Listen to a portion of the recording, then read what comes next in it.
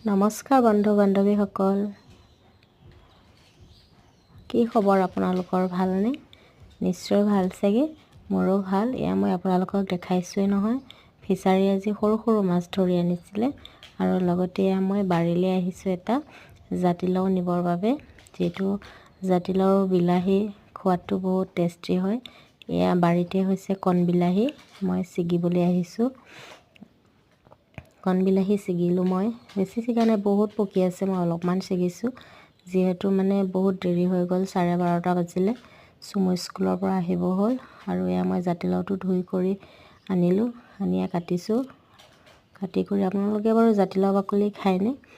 আমি কিন্তু খাওঁ দেই, জাতিলাওৰ বাকলি বহুত ভাল লাগে খাই।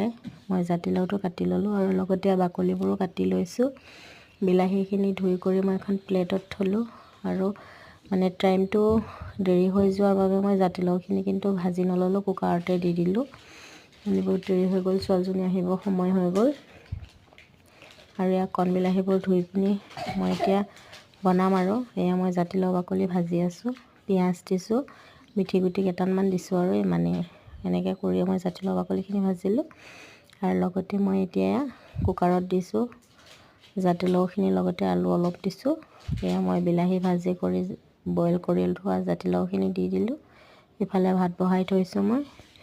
এয়া মই ভাজি থোৱা মাছখিনি দিলোঁ, দি কৰি আজি দুপৰীয়া সাঁজ জাতিলাও বিলাহী মাছ, জাতিলাও বাকলি আজি এইদৰেই খালোঁ। আপোনালোকে বাৰু আজি দুপৰীয়া কিদৰে খালে জনাবচোন দেই। আজিলৈ ভিডিঅ'টো আৰু ইমানেই আৰু, বাই বাই।